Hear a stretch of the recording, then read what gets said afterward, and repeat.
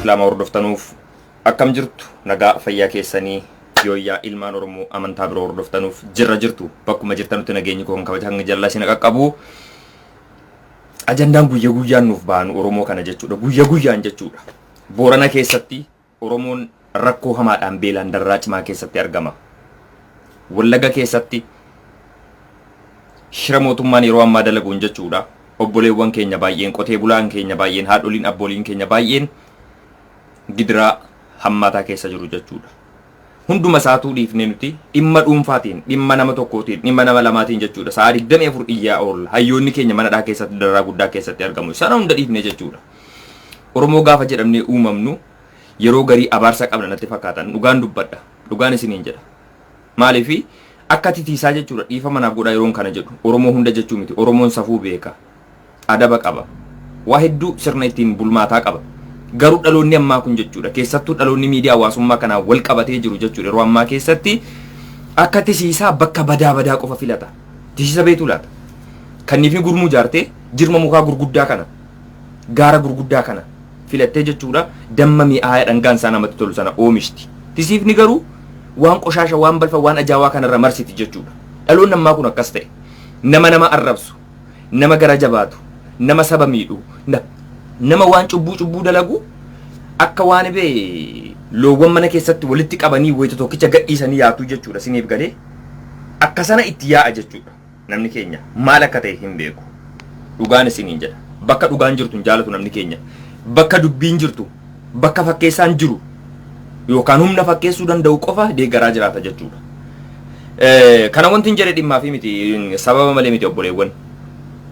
Akkuma beekamu artist Soorinaaf Adam jechuudha. Biyya United Arab Emirates keessatti yeroo darbee jedhee sagantaa tokko qopheeffatee ture dhimma konsertiitiin jechuudha. Konsertii sanarratti namoonni laayivii daawwachaa turtan ni argitu jedheen yaada. Maaliifi sagantaa sanaan isarra keessatti bahee isteejii irratti dubbataan ture, iyyaan ture, taphataan ture. Amma dura naadanna sun argitaniitu laata obboleewwan. Anaa dhiichisu jechuudha. Anaa akkas jedhu argitanii beektu waggaa dheeraan miidiyaa hawaasummaa kanarra ture. Never. Sana namni dhorkeetii miti yookaan namni ajajeetii miti. Keessi kiyya waan barbaadu, waan itti amanu tokko yeroo hin fedhin raawwadha, yoo hin fedhu dhiise, yoo keessi kun fedhin raawwadhu jechuudha. Amala akkasiin qaba. Garuu guyyaa sana aariitu nu keessa ture. Aariin sun maalidha? Irreecha jechuun ayyaana uummanni Oromoo yookaan sabni Oromoo waggaan eegee kabajatu kan ta'e keessa isa guddaadha jechuudha. Biyya kana keessatti yookaan biyya United Arab Emirates kana keessatti jechuudha. Obboleewwan keenya yeroo baay'ee akka bee sololiyaa beetuu laata baadiyyaatti ijoolleen baadiyyaatti dhalattee sololiyaa wanti jedhamtu jirti kan lukkuu fakkaattu lukkuudhuma taatee kaatee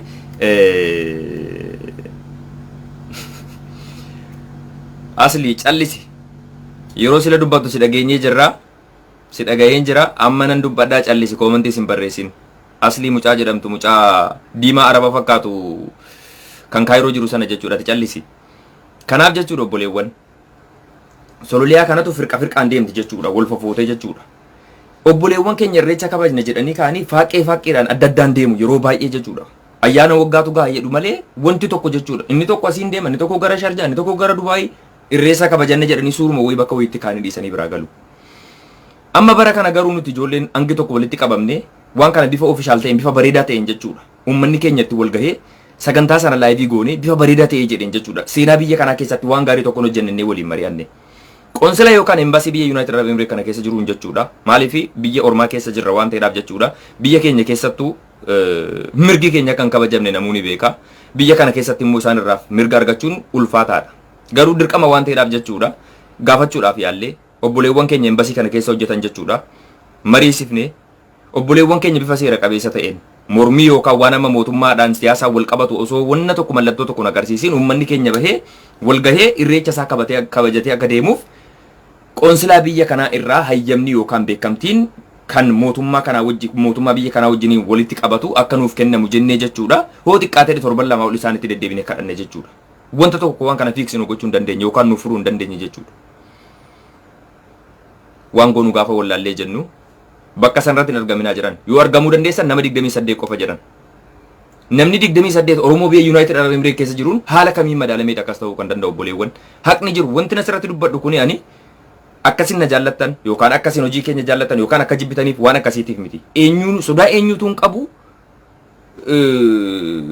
faaruu eenyutu barbaadee fi miti jechuudha. Haqa jirtu qulqulluun isinitti hima jechuudha. Isiniif galee namoonni konkolaataa qaban konkolaataadhaan already qarshii kafalanii ka'anii bakka Mamzar Park jedhamu Dubaayii kanatti jechuudha. Seenanii keessatti hangi tokko galee suuraa ka'ee ture. Isiniif galee inni gariin konkolaataa hin qabne garuu balbala irraa ol seensisuu dhorkanii obboleewwan keenya Abu Dhabii irraa, Al'een irraa, Fujeeraa irraa, Raasal Keemaadha. Kiiloomeetira dheeraa deemanii dhufanii osoo wanna tokko obboleewwan isaaniitiin wal ga'anii sagantaa irreechaa kana hin raawwatin gara dhufanitti deebi'an jechuudha. Kun baay'ee mataa nama cabsa, baay'ee hamilee nama cabsa, baay'ee miira nama cabsa jechuudha. Akka ilma Oromoo tokkotti yoo akka Oromummaatti yaadde, yoo akka Oromummaatti sammuu qabaatte, callifti akkuma girrisa jedhanii maqaatti moggaasan kana bakkuma waa wacee wayii dhaqee akkasin ta'inaa please qaroomaa uummanni keenya dhugaa rabbiin isiniin jedha. Taayyeen suni maqaadhuma tokkoffaa nu baase warra girrisa jedhamu kana jechuudha. Nutti xiqqaate girrisa jechuun waan tokko osoo evidensi yookaan ragaan qabaanne iyyuu bakka tokko wanti tokko wayii baheera miti wal guuree jechuudha wal faana fiigu akka saree gaanaa jechuudha. Akkasin ta'inaa please. Kana yoon jedhu sun xiqqeessuudhaaf miti. Kana yoon jedhu sirra beekaa ta'eetiif miti. Of guddisuudhaaf miti. Wallaahi haqa jirtuun isinitti hima. Inni tokko kee kallattii tokko ba'ee jira miti wal faana bakka yeroo hunda waan neegatiivii qofa irratti fookas gochuu waan badaa waan wal xiqqeessu waan aybii namaa waan fokkisaa wayii argattanii miti sa'aa 24 guma sanarraa iyyaa oolu jechuudha. Sabni keenya akkas ta'e yoomiyyuu gabrummaa jalaan ba'u yoomiyyuu jechuudha dhugaa rabbii sabni xixiqqoon kan akkas nurra caaltee argamtuu fi beekumsa nu ol qabaataniif miti.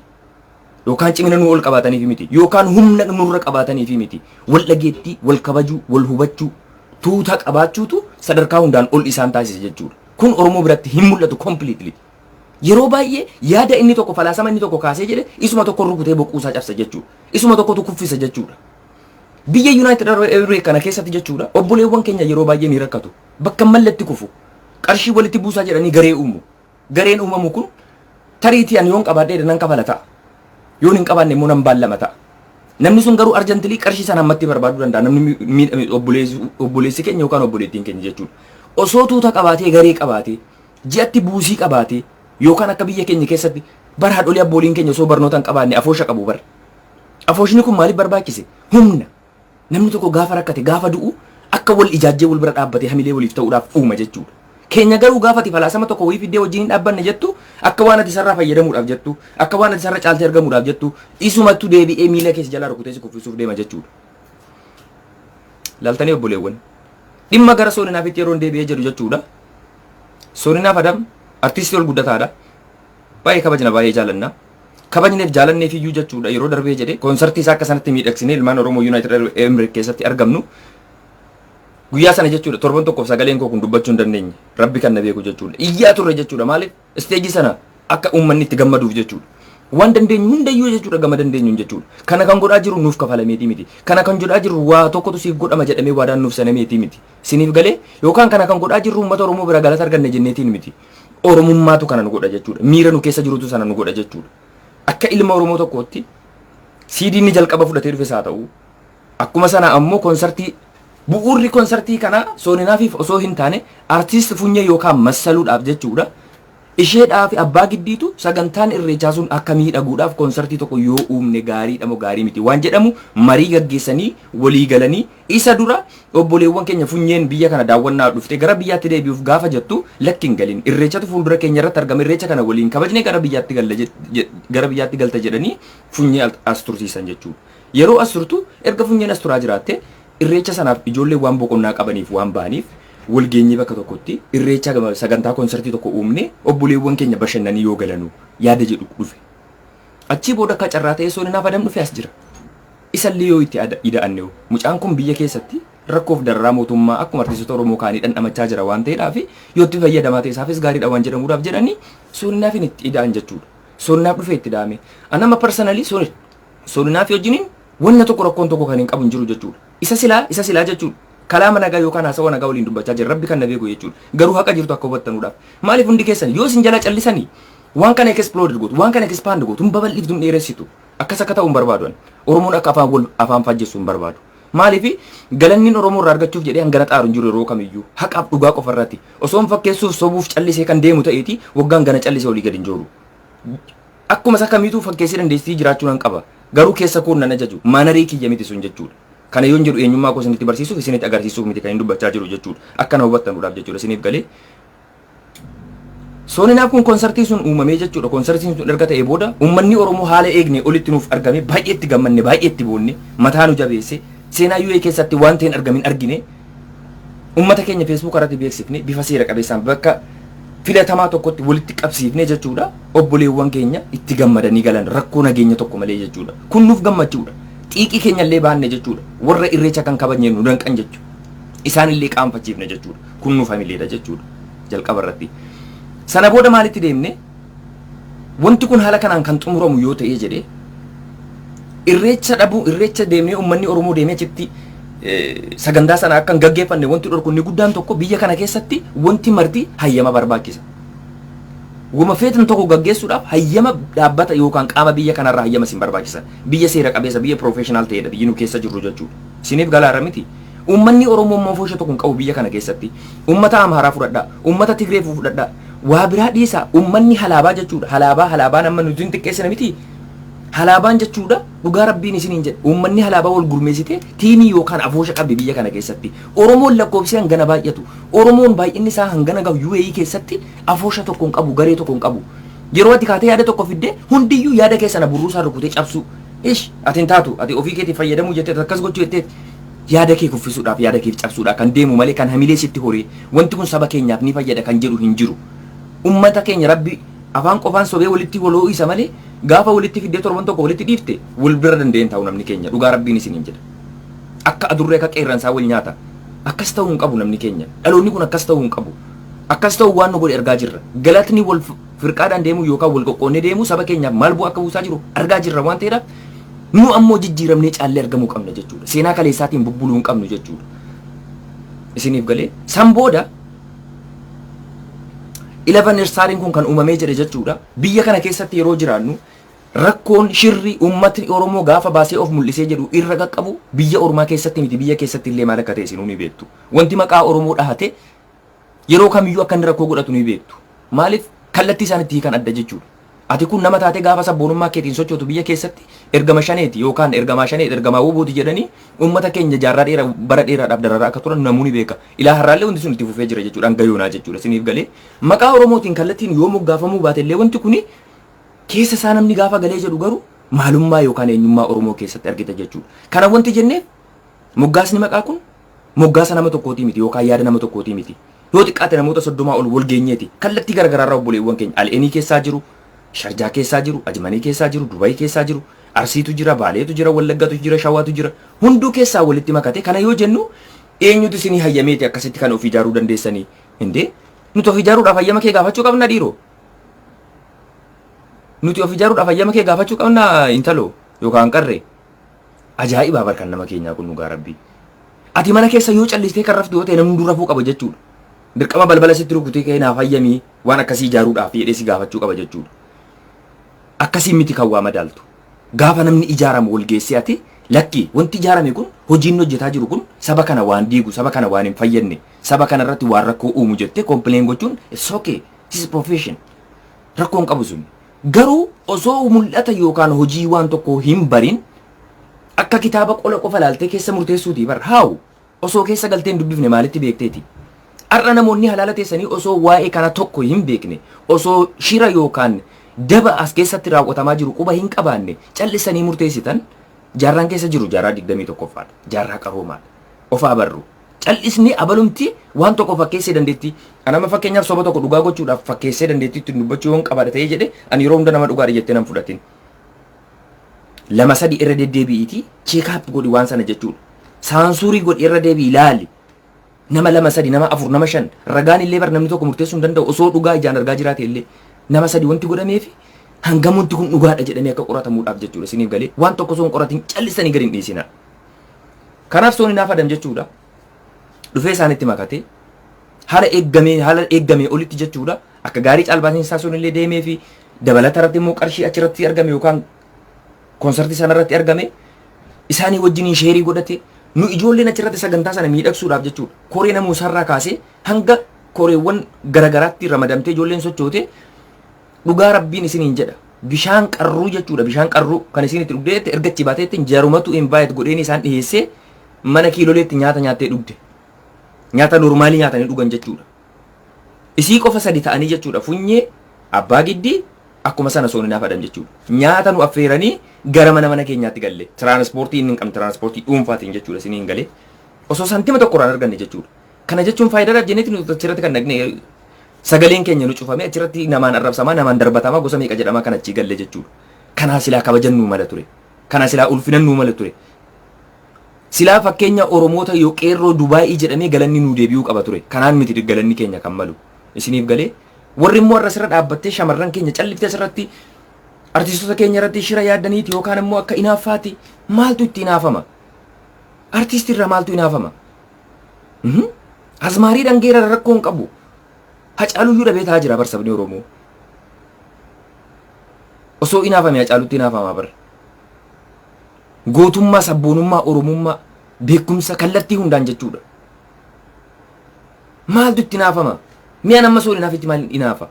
Nasriin soolinaaf itti maal idaama? Kiyaar soolinaaf itti maal inaafa? Abbaan giddii soolinaaf itti maal inaafa? Waan tokko yeroo dubbatan piliis waliif hayyaannu. Mucaanuu kaleessa kan ol bahee jedhe reefu kan bebbeekamaa jiru. Eessa maaloo isa hojjetee jedheedha. Siidii nama eebbifamu jedhamee akkas dibbeen rukutamu kuni sirba lama siingilii lama qofa keessaa qaba. Maal jara keenya yoo waan tokko kompeer goone yoo laalle yoo callifnee murteessu kana yoon jedhu isa xiqqeessuuf miti. Artistii Oromooti sagalee gaarii qaba. Ol guddataadha. Hayyee kun daba miti kun rakkoo miti. Garuu konsertiin ji'a tokko gaditti jechuudha. Akka sana guyyaa sana uummanni kutaa adda addaarraa wal gahee dhufee akka sanatti sagantaan raawwatee jedhee osoo torban lama hin geenye yookaan osoo torban sadi hin geenye ammas konsertii lammaffaa artiistumti wal fakkaataan yeroo sagantaa godhatee dhufu roorroo fakkaata jechuudha. Konsertii osoo hin taane roorroo fakkaata jechuudha. Akka biyyoota biraa wajjin yoo laalludha. Akka namoota isin amma ittiin madaalaa jirtan nuti miti kan laalle yookaan isatti inaafuu yookaan isatti jibbuu yookaan dhimma biraatiif miti jechuudha. Akka isin amma nuun jedhaa jirtan kana miti jechuudha. Faayidaa tokko iyyuu hin tarra argannu hin jiru nuti. Gariin amma 11 star jettanii isin akka kanas xiqqeeqaa jirtan kuni warri hadhatti quba qabaa jirtan kuni warra akka isin maqaa xureessuuf akkas deemaa jirtan kuni borutti qaanfachuuf jirtu. Boru gaafa nu faarsitan garuu faaruu keessan irraa dantaa hin qabnu.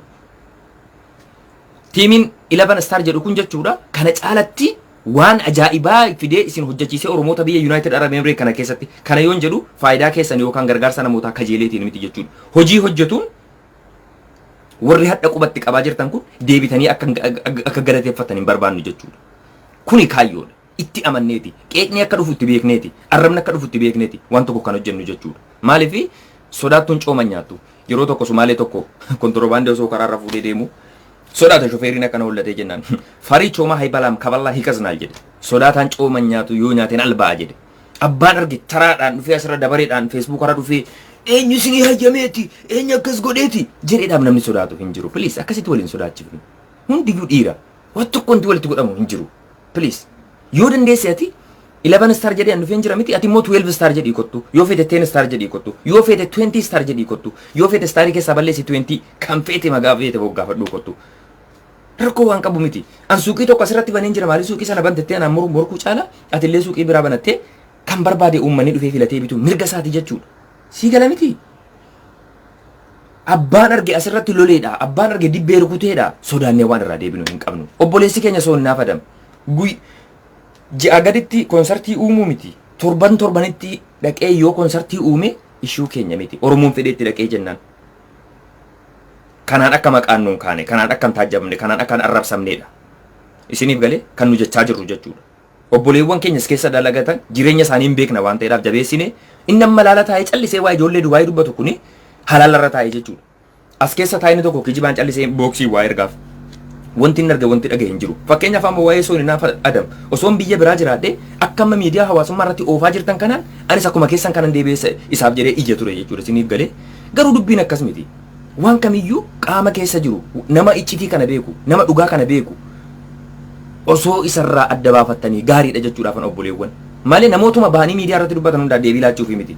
Laayibiin gonkumayyuu hin seenu. Laayibiin irraa miti. Dur yeroo saba keenyaaf jechuudha yeroo namoonni suuraa maxxansuu sodaatan jechuudha.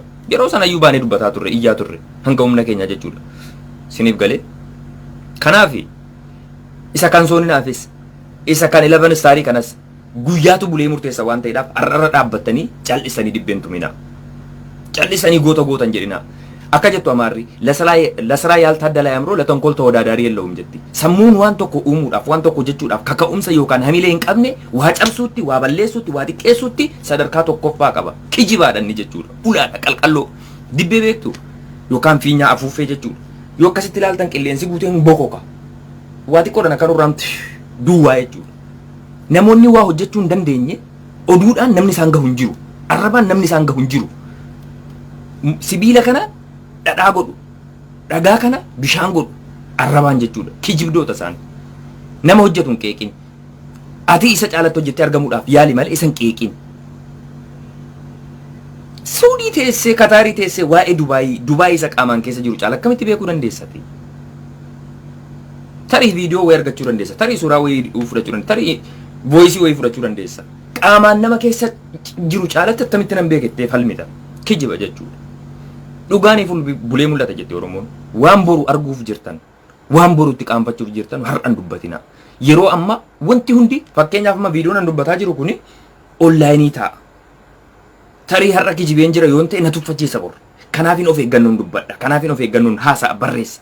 Itti gaafatamummaa fudhadhee jechuudha. Wanti kun boru taa'ee na qaanfachiisa waan ta'eedhaaf addunyaa qaroome keessa jirra. Addunyaa qaroome keessa teenyee akka namoota jaarraa durii akkasitti yaaduu hadiifnu. Kanaaf sagantaa obboleessi keenya soonnaa fadam gaggeessu kana nam tokkotti ceemmee nam tokko isatti inaafee namni waan tokko raawwate hin jiru. Abaluu select gootanii kan isaan isin keessaa dubbachaa jirtanu amma miidiyaa hawaasummaa irratti kan irra guddatee sagaleen baay'atee mul'ataa jiru Nasree Aanoolee, Muhammad bin Aljaziiraa, akkuma sana Kiyaar Bashir. Nuti nama gara 25 qabna. Namoonni amma akka sana koree kana hundeessine jechuudha. Kanaa ol guddatee 500 ta'uu danda'a jechuudha. Nu oorisinee jirra already waan kana select goonee jechuudha. Itti amannee. Kana ammoo sodaanan tokkootiif biyya seera qabdu keessa jiraataa jirra. Oromoon tokko nutti hin dhufin. Hojii keenyatu isa ofitti fichisiisa waan ta'eedhaaf. Kana yoo jennu nama force goone kallattii nan deemu qofarra deemi jechaan jirru nuti. Fakkeenyaaf manni nyaata baqqaluu jedhamu yoo sirra jiraate manni boontuu jedhamu achirra yoo kan jiraatu ta'ee jedhee manni boontuu manni baqqaluu hojii isiin nyaata isiin hojjettee kastamarii yookaan maamila isiitiif dhiyeessituu madaalama malee maqaa isiin achirratti maxxanfattee miti. Hojii keenyatu eenyummaa keenya raggaasisa. Kanatti amannee itti seenne waan ta'eedhaaf jechuudha. Asirratti isin xiqqeessitanii faarsitaniidhaaf wanti duubatti deebinu hin jiru. Obboleessa keenya soonnaa fadam. Yoonni guyyaan konsartii hojjetee guyyaan Oromoon naqachitti dhiichise ishuu keenya miti. Nu garuu honestly akka Oromummaatti kaleessa gaafa inni jalqaba dhufee jedhu biyya kana keessatti akkasitti sagantaa samii dhaqsinee fi bareechinee fi kabajnee fi namuu osoo rakkoon nageenya tokkoon uumamin xumurree fi wal faana turre waan ta'eedhaaf yaada obbolummaa dhiyeessineet. Soonnaaf wanti kun akkana jennee gaafatte ibsinu isin ilaallatu anatu akkas godhata jedhee ka'e garee nu keessa turre keessaallee liftii ba'ee jechuudha. Abbaan feetan kottaa jedhee jechuudha. Galatallee nuun deebisamee ammarratti wanti dubbataa jiru inni afaan isaatiin dubbatu namoonni biroo bakka biraatti dubbatanu qarshii naac barabbaranii maal ta'anii fakkeenyaaf amma qarshii 50 manaa fudhee bahee nyaatatti yookaan dhugaatiitti yookaan bakka taphaatti balleessee ka'ee akka daa'ima durii ijoollee daa'imata amma fakkeenyaaf gad baatee ala baatee waan agitatti nyaattee balleessitee kaatee harkaa bu'ee bade jetti. Qarshii balleessitee kaatee naac barabbaran nu waan biraati. Fuuldura keenyatti namoota taa'u qarshii lakkaa'ame akkasitti kenname ija keenya biyyi jiru Dubaayiidha malee duubee miti. Kaameraatu jira manicha keessa sochiin ati gootu hundi everywhere it will be recorded. Nama kijibdee bahuu hin dandeessu fakkeessitee bahuu hin dandeessu biyya kana keessatti. Dubbiin akkana dubbii bahamee online dubbatamu miti. Garuu yeroo dubbiin irraa soqolamee jedhe soqola siirraa itti babal'iftee itti guddiftaa jechuudha. Wanti gootu hin jiru waan ta'eedhaaf jechuudha. Kanaaf obboleewwan dhimmi sooninaa fi hojiin jiru dhimmi nu wajjin jiru kanuma wanti biraan jiru jechuudha. Wanti dubbii xaaqaa harkisanii olii gadi oofanu hin jiru. Nu wajjin wanti wal qabatu kana qofa jechuudha. Haqa waan ta'eedhaaf jechuudha. Kana achi dudduuba keenya inni dubbatu hamatamaan leenca mattuuna durreedha jedhe Fayyisaa Furii. Haa dubbattu mukuu tabaatu ajandaan hin jiru waan ta'eedhaaf jechuudha. Silaa waan jajjabaa waan nurratti waan silaa hojjechuu qabnu dhiifnee oduu sanuuf hin taane jechuudha. Oduu sanuun fayyadne isa nuun ilaallanne xaaqaasa silaan torsaasuu hin qabne tirarraa olla guyya guutuu kun hiree uummata Oromooti. Kun hiree qeerroo baranaati. Dhugaa baay'een gadda. Bataam yaasaazinal jedha antinaani asliin rukutamaan. Innaa akka sana no ani naarre dhugaa rabbiin naarreen maaltu naarsa mee eessatti wal gayaariidhaan dhimma dhuunfaa kootii irraa dubbataan jiru bara dhimma hawaasa kootii kaleessas dhimma dhuunfaa kootiif miti dhimma hawaasa kootiif haa xiqqaattu jechuudha haa xiqqaattu tokko lama saataatu jechuudha bishaanii loocuu dabalata gibeeti jedhu miti yeroo mammaa kanu Wanti nan godhu kun saba kanaaf hangasuma wayyoo bu'aa buufti jedheeti kan hin xaaru hamma kootti malee bu'aa dhuunfaa kootiitiif faayidaa dhuunfaa kootiitiif guyyaa tokko jiraadhee sin beeku. Oromoo irraa addatti jechuudha kana oolidhaaf jedhee wanti bishaan isii kana bitadhe hin jiru. Humna kootiin yoo taateen alatti jechuudha. Kana rabbis anis of hin beeka jechuudha. Saantima tokkitti. Kanaaf konfidensiidhaan yeroo fedhe iyyuu jechuudha. Ajaja namaan eeggannu jechuudha. Waan nuti hin fakkaanne kallattiin baanee dubbanna jechuudha. Annaa birrii 16,000 qofa maaliif kennitaniif? Birrii 10,000. Maal baankii cabsuufii qabnaa ishii? Maal onan kolfiisina please. Kaameeraa Neymar Fuad isirra jira.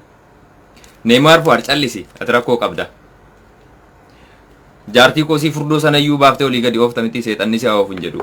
Maaltu waan namaatti sin galche? Mee yeroo dhimma isaa fayyitee yeroo deebinee jennu waa'ee hammannaatti yeroo deebinu warra nama akkas cabaa of fakkeessanii akka kana nama qulqulluu gootanii aljaziiraa waa hammatee dhaabbateedha lafti isiniin garagalu kuni jechuudha. Dhugaa rabbii haa dubbannu mee kan sooniin hafe keessaa baanu. Maaliif kun dubbii ifa jiruudha. Bulee waan arguu dandeessan waan ta'eedhaaf kan afaanan oolu kan gara hammannaa kootiitti yeroo deebinu lafti salkan waan ta'eedhaaf xiqqoo kofaltanii akka raftanuudhaafi waa'ee hammannaa namarraa gaafa dubbattanu warri waa'ee hammannaa dubbattanu ofii keessaniif akka eessa akka jirtan of yaadadhaa. Maaliifi yeroo quba tokko namatti qabdu afur gara keetti jedha. Tariitiin isin arguu dhiisuu hin danda'a. Namoonni online irratti isin hordofan isin arguu dhiisuu danda'u. Rabbi immoonni saatalaayitii guddaa qabu. Eessa akka ooltu, eessa akka bultu, maal akka hojjettu si hordofu iccitii kee tokko tokkoon beeka jechuudha sii galee.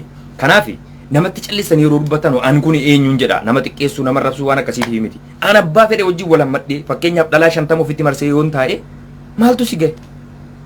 Kan na gaafatu Rabbi. Cubbuun hojjedhetti jechuudha. Abbaa fedhe yoo ta'e jechuudha. An dargaggeessa tokko jaarsi inni hanga manaa ga'u jechuudha. Kan aarriin mataarra yaa'e jechuudha. Yoo qarree of faana hiriirsee jechuudha. Akka nama harree oofuuti jechuudha. Of faana hiriirsee deeme kan fedheetti dhaqesi humnaanii miti. Bara kana humni silaa hin jiru, dirqiin hin jiru, fedhiisiiti. Fedhii namaa keessa maaltu isin galche? Namni fedha isaatiin jiraatu. Yeroo garii namni keenya kun yoom qaroomaan jedha. Biyya faranjii keessatti hin argitu yoo ta'e jedhee hin dubbadhu hin xumuru. Maaliif xiqqoo wal dalga kee jechuun daandii namni deemu irratti daandii irratti wal dhungataa deema jechuudha. Firii ta'e akka fedhetti jechuudha.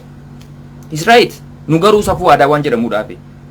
Safuu yeroo jedhamu immoo namni tokko waliin jaallatee wajjin hin jiraate wanti jedhu hin jiru. Aljaziiraan durba hammachuu hin danda'u kan jedhe eenyuun? Maal jechuudha? Dhiisaa mina dubbachiisina. Baay'ee nan dubbachiisina. Aaree jennaan nan dubbadha. Beekaan dhiisa malee beekaan siireessaa malee gaafa dubbachuutti seenee jedhe dhiisaa waliin tuttuqnu. Innaa akka sanaa waa'ee kaalidoo birrii miti dirhama. Kaalidoo eeyyee nasri akkasitti ibsi. Birrii miti. Waa'ee birrii dagaddaa. Birriin Itoophiyaa maal qabdi? Hin jirtu. Duutee jirti. Waa'ee dirhamaati. Dirhama 16,000 jechuudha. Dirhamni 16,000 kun ammoo kanuma siidiin isaa calbaaseen ittiin gurgurameetti ida'ameeti jechuudha walumatti jechuudha. Kanaaf obboleewwan osoo hin hubatin quba hin gubatin jedhama. Soonnaatis konsartiin ni jedhamu kunis ni darbaa. Dhugaa jirtu garuu tokko tokkoon jechuudha arguuf jirtu ofii keessaniif jechuudha. Haqa jirtu adda baati waan ta'eedhaaf jechuudha. Dhugaan ofiifuu bahee dubbata. Gaafas murteessinaa. 11 staariin immoo abbaan fedhe dibbee rukutee, abbaan fedhe qorqorroo rukutee, abbaan fedhe lafa rukutee eenyuun ayyamsiifattanii ijaarrattan? Ayyama kee gaafannee ofirrii nuti asirratti tiimii ijaarrachuu qabna jechuudha. Inna isaa akka jettu galabaa ullaa callisee yeroo namni wocee yeroo maal ta'ee jedhu an sana hojjedheera sana seera qabeessa illee galitee biyya kana keessatti gaafa hojjedhu nam tokko natti dubbachuu hin danda'u. Ati kan isa fakkaatu ati seera qabeessa taatee hojjechuudha zaasseet. Malee ati kana maaliif hojjetta? Sana maaliif hojjetta?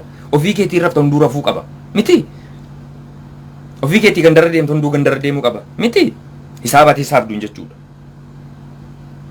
Dubbiin akka mataa farrazatanii kophee adidaasiif naayikii uffatanii bilxiixaa daandiirra deemaa kaameeraa laayivii buraabaa deeman miti. Hojiin hojiidha.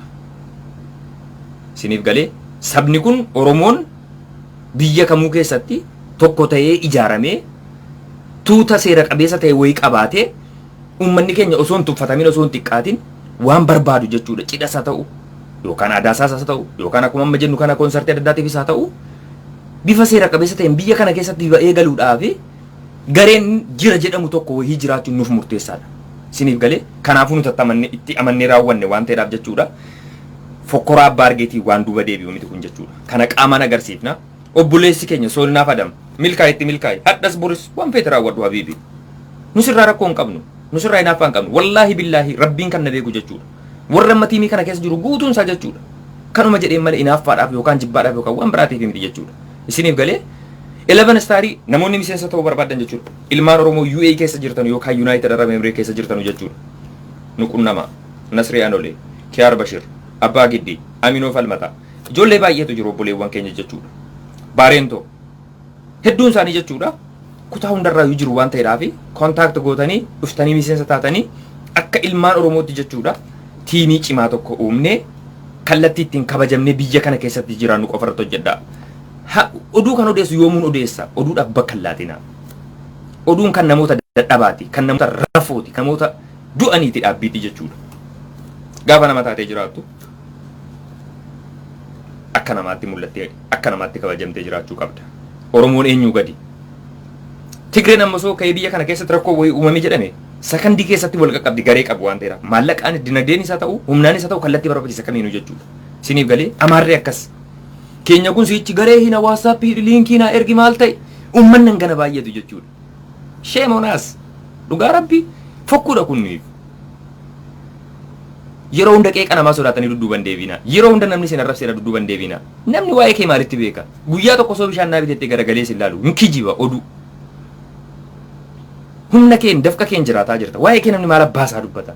Yoo dubbatas garagaltee ilaalin hojii kee hojjechuu agarsiisin eenyummaa kee. Sii galee yoo wanti nan hojjedhu kun siif hin taane ati immoo waan koo caalu hojjedhu fidina agarsiisi.